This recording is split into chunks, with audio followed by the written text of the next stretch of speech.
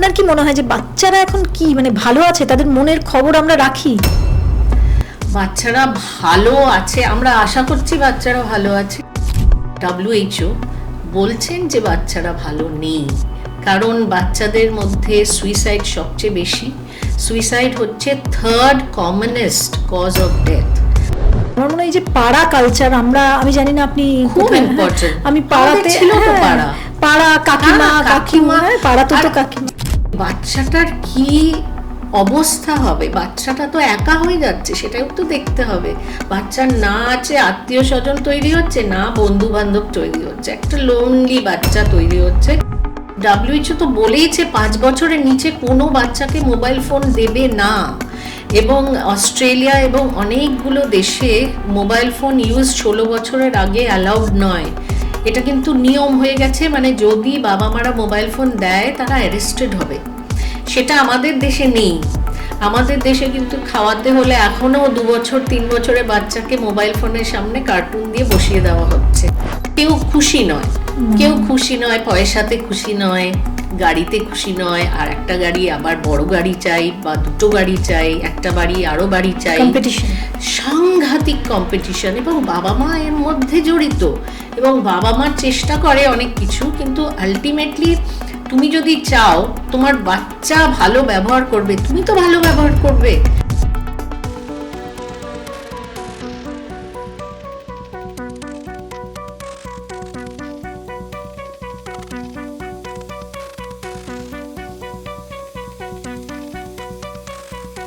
নমস্কার, আরও একটা পডকাস্টের এপিসোডে আপনাদের সবাইকে স্বাগত। আমি ভাবছিলাম যে এবারের পডকাস্টের এপিসোডে কি আনা যায়, কারণ এই প্ল্যাটফর্মটা আমি তৈরি করেছি শুধুমাত্র আপনাদের ভালো থাকার জন্য, ভালো রাখার জন্য। এমন কিছু টপিক, এমন কিছু বিষয় যেটা আমাদের রোজকার টিভি চ্যানেলের বিভিন্ন ধরনের যে বিরক্তিকর অনুষ্ঠান সেখান থেকে একটু আলাদা হয়, এবং যেটার মধ্যে থেকে আপনারা কোনো এডুকেশন পান। তো এডুকেট করা, আপনাদের জানানো, সেটাই আমার লক্ষ্য। সেটা ভাবতে গিয়ে দেখলাম যে একটা বিষয় বোধহয় এখন আমরা অনেকেই আনটাচ রাখছি, বা বললেও সেইভাবে বলছি না। আমাদের সবার বাড়িতে একটি করে বাচ্চা এখন থাকে। হ্যাঁ, একটিতেই আমাদের বাচ্চার সংখ্যা এসে ঠেকেছে। তো এই একটি বাচ্চাকে নিয়েই আমাদের জীবন, মা বাবা আর একটি বাচ্চা।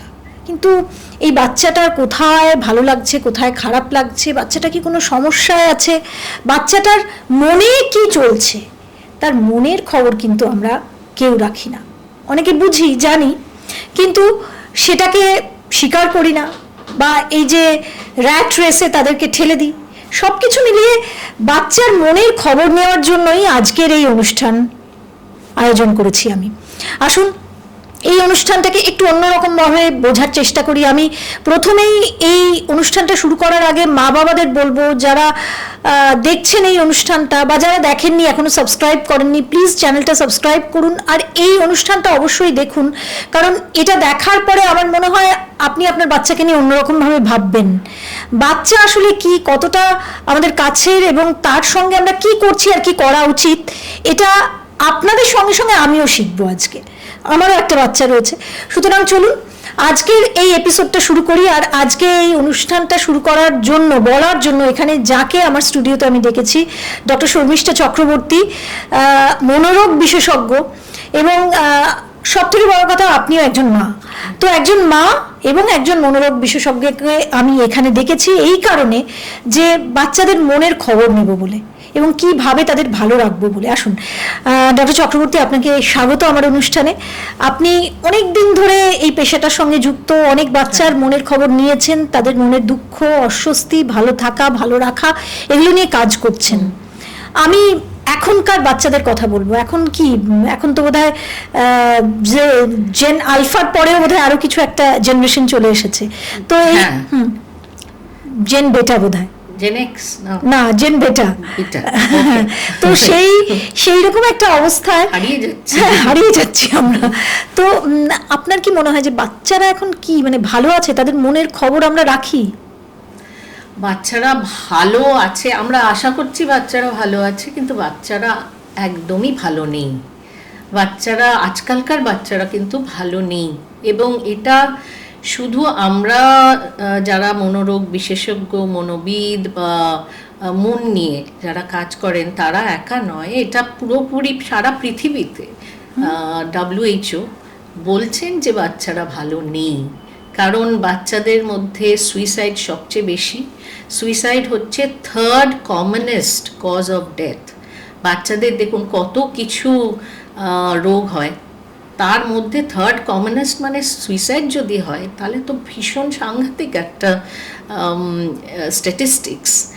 এবং দ্বিতীয় হচ্ছে এই যে 2020-তে আমাদের যে প্যান্ডেমিক হলো, তারপর যে পরিবর্তন শুরু হলো সারা পৃথিবীতে, এই যে ওয়ার্ক ফ্রম হোম শুরু হয়ে গেল, স্কুল ফ্রম হোম শুরু হয়ে গেল, অনলাইন স্কুল শুরু হলো, অনলাইন টিচিং শুরু হলো, সব বাচ্চাদের কাছে একটা করে ফোন এসে গেল, একটা করে ট্যাব এসে গেল।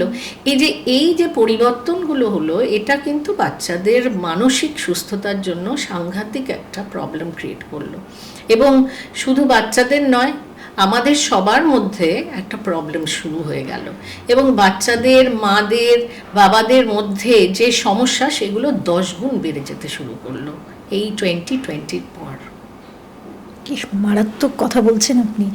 আমি ছোট ছোট এক্সাম্পল যদি আপনাকে দিই, যে এখন আপনি এই অনলাইনের কথা বললেন, কিছুদিন আগে অক্ষয় কুমার তিনি একটা অনুষ্ঠানে এসেছিলেন এবং তিনি তার মেয়ের কথা বলেছেন, যেখানে তিনি বলছেন যে তার মেয়ে কিছু একটা দেখছিল এবং ইন্টারনেটে কিছু দেখছিল, দেখতে দেখতে সে বাবার কাছে ছুটে চলে আসে এবং সে বলে যে তাকে নাকি কেউ একটা অবজেকশনেবল পজিশনে ইন্টারনেট থেকে কোনো একটা সাইট, এবং সে ছুটে এসে বাবাকে বলে ফেলে, তাই সে বেঁচে যায়। মানে এই যে ইন্টারনেট অভিশাপ কেন, সেটাও বোধহয় বাচ্চাদের উপরে এগুলোও যাচ্ছে এখন।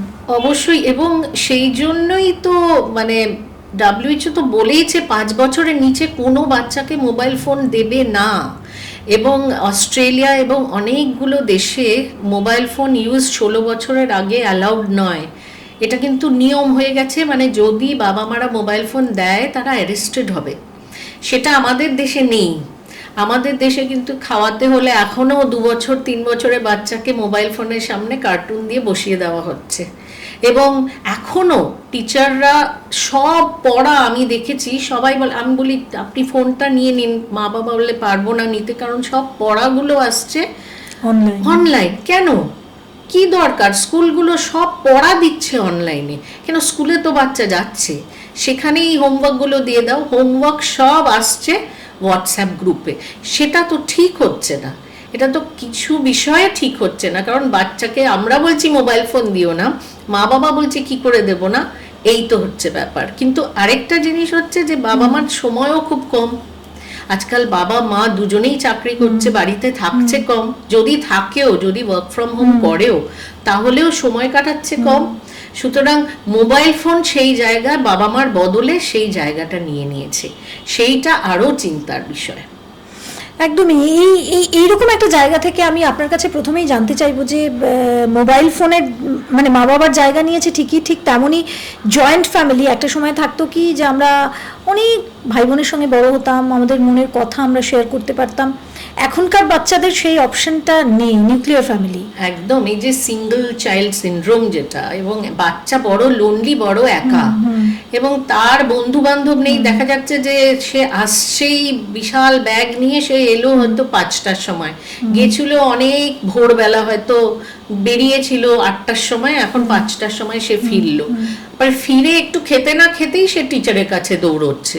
সুতরাং তার কোনো যে একটু বসে যে গল্প করবে, এবং গল্প করার লোকই তো নেই বাড়িতে, খালি 3 জন, এবং সেই যে ঠাকুমা, দাদু, কাকা, কাকিমা, এগুলোর যে পরিবেশটা আগের দিনে ছিল, যার জন্য বাচ্চারা অনেক লাইট ফিল করতো। বাবা মার মধ্যে প্রবলেম গিয়ে ঠাকুমা দাদুর কাছে গিয়ে বসতো, তাদের সঙ্গে একটু গল্প করে নিজের মনটা ডাইভার্ট করতো।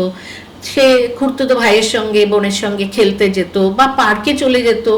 আমরা সবাই ছোটবেলায় পার্কের নিচে গিয়ে খেলতাম, খেলে টেলে বালি টালি মেখে এসে তারপরে বাড়িতে এসে ক্লিন হয়ে পড়তে বসতাম। কিন্তু এখন তো বাচ্চারা সেটা পারছে না, ওদের কোনো প্লেইং টাইমই নেই।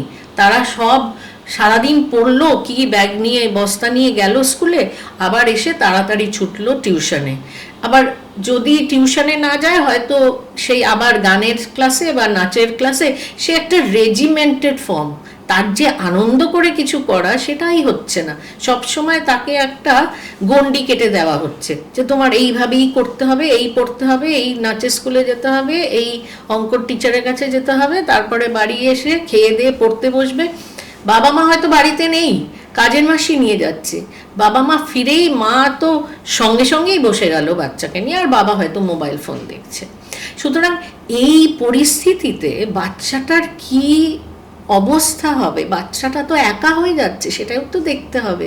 বাচ্চার না আছে আত্মীয় স্বজন তৈরি হচ্ছে, না বন্ধু বান্ধব তৈরি হচ্ছে, একটা লোনলি বাচ্চা তৈরি হচ্ছে যে খালি পড়াশোনা, একটা পড়াশোনাও ঠিক মতো করছে বলে মনে হচ্ছে না, সে হয়তো তার নিজের একটা জগৎ তৈরি করছে যেখানে মোবাইল ফোন, গেম, তার আনরিয়াল সব বন্ধু বান্ধব যাদের তৈরি হয়েছে গেমের থ্রু দিয়ে সে বন্ধু বান্ধব তৈরি করেছে, এবং হয়তো ফেসবুক, ইনস্টাগ্রাম এইসবের থ্রু দিয়ে উল্টো পাল্টা বন্ধু বান্ধব তৈরি করেছে। সুতরাং এই যে ছোটবেলা থেকে সোশ্যাল মিডিয়ার এক্সপোজারটা, আমার মনে হয় সেলিব্রিটিরা তো আরও ভুক্তভোগী, কারণ তাদের বাচ্চাদের ছবিটা আর থাকে, ইয়েতে থাকে, সোশ্যাল মিডিয়াতে সবসময় থাকে, ওরা তো আরও ভুক্তভোগী। কিন্তু আমরাও কম ভুক্তভোগী নয়, এবং আমাদের বাচ্চাদের ফিউচারটা আমাদের এইভাবেই আস্তে আস্তে ঠিক করতে হবে। আমার মনে হয় যে আমরা যদি সবাই মিলে ট্রাই করি, এর থেকে বেরিয়ে নিশ্চয়ই আসতে পারবো। শিশু মনের চিকিৎসা করাতে আসেন, মানে আপনি তো এতদিন প্রচুর আসেন।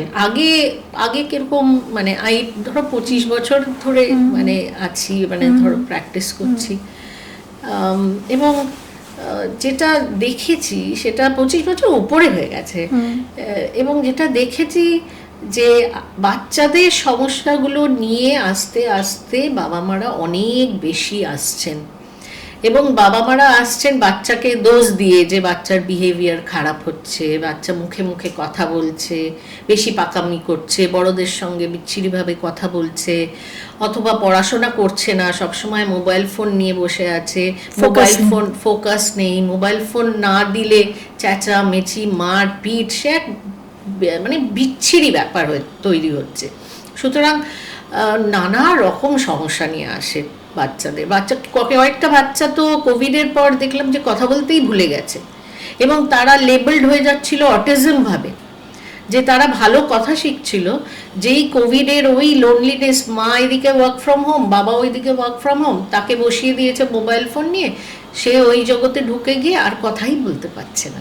সুতরাং এরকম একটা সিচুয়েশন হয়ে গেছে, বাচ্চাদের মানসিক সুস্থতাটা খুব অসুবিধার দিকে চলে যাচ্ছে আজকাল। বাচ্চা আসলে মানে মানুষটা কার কাছে হচ্ছে, কাজের মাসির কাছেই বেশিরভাগই, ফ্ল্যাট বাড়িগুলোতে তো। হ্যাঁ, মানে যেটা আমরা দেখছি যে বাবা মা দুজনেই বাইরে চলে গেছে, একটা হচ্ছে কাজের মাসির কাছে, দ্বিতীয় হচ্ছে প্রচণ্ড বয়স্ক দাদু ঠাকুমা যারা ভীষণ অসুস্থ, তাদের আর তাদের আয়ার সঙ্গে আসছে, অথবা কয়েকটা বাচ্চা 9 বছর 10 বছরের বাচ্চা দরজা খুলে ঢুকছে একা বাড়িতে ঢুকছে, একটা মোবাইল ফোন হাতে দেওয়া হয়েছে তাকে, সে তার থ্রু দিয়ে মোবাইল ফোনে মাকে বলছে আমি ঢুকে গেছি বাড়িতে, এবং মা এক্সপেক্ট করছে ও টোমওয়ার্ক করে সব একেবারে সুস্থভাবে থাকবে। কি করে?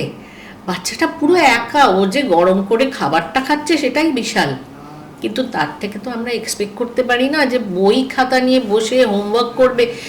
সেটা একটা বয়সের পরে তার রেসপন্সিবিলিটিটা আসে যে হ্যাঁ আমায় করতে হবে, কিন্তু তার আগেই বাচ্চাকে এরকম করে দেওয়া হচ্ছে যে একা ঘরে সে ঢুকছে।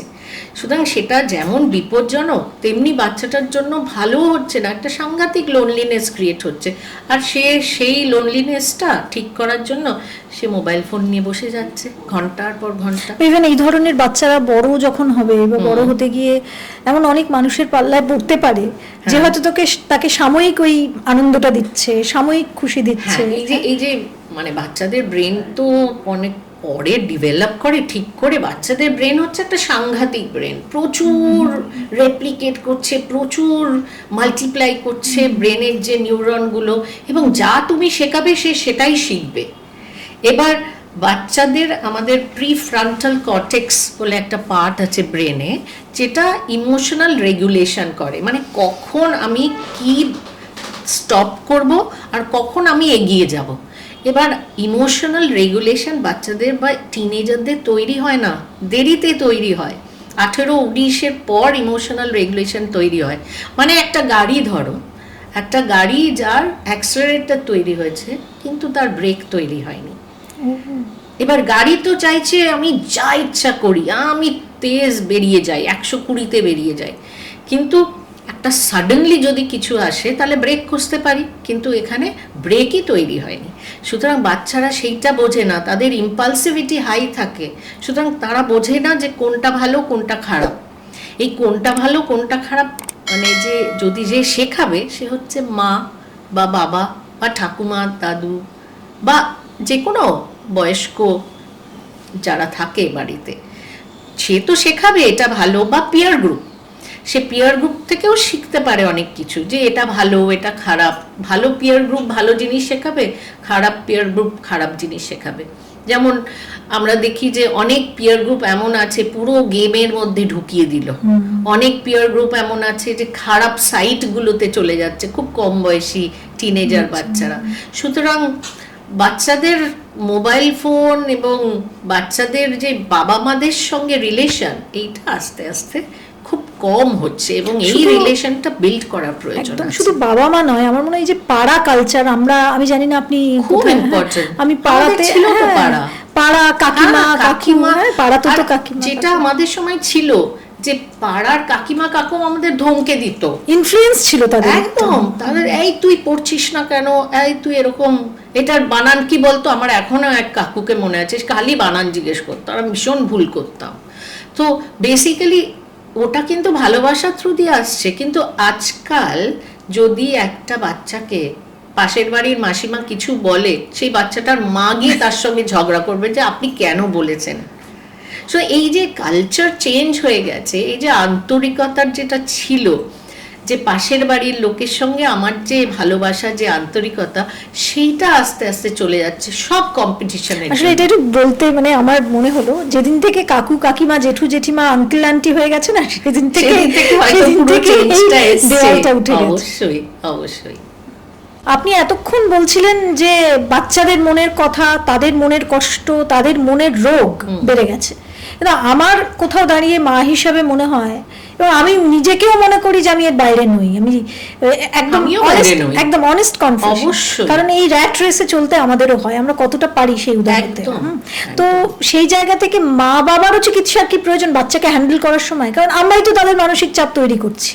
মা বাবাদের বেশি প্রয়োজন, মা বাবাদের বেশি প্রয়োজন চিকিৎসার। কারণ বাবা মারা যখন আসে বাচ্চাকে নিয়ে, আমরা অনেক জায়গায় দেখি যে প্রবলেমটা কিন্তু বাবা আর মার মধ্যে, এবং সেইটার প্রতিফলন হচ্ছে বাচ্চাটার বিহেভিয়ারে।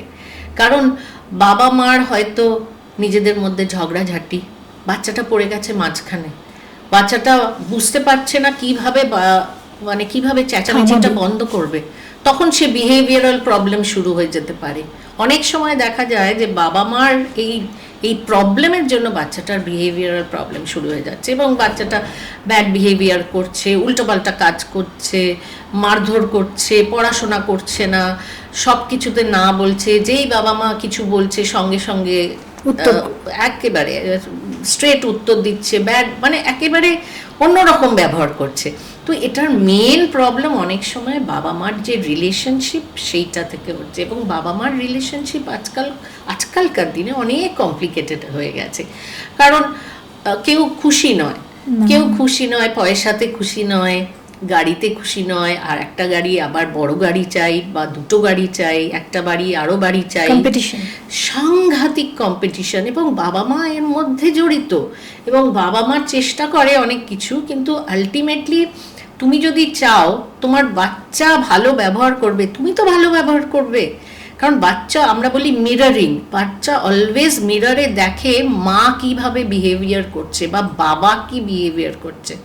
বাবা যদি মাকে মারধর করে বা মা যদি আজকাল মাও বাবাকে মারধর করে, এই যে ভায়োলেন্স, এইটা কিন্তু বাচ্চার মধ্যে হীনমন্যতা তৈরি করে, বাচ্চার সেলফ এস্টিম চলে যায়, বাচ্চা টেনশন, মানসিক অবসাদ, অ্যাগ্রেশন, বাচ্চার মধ্যে অ্যাগ্রেশন তৈরি হয়। এবং বাচ্চা অনেক সময় ছোট বাচ্চারাও মারধর করে, শেখে বাবা মার কাছে যে মারধর কিভাবে করতে হবে।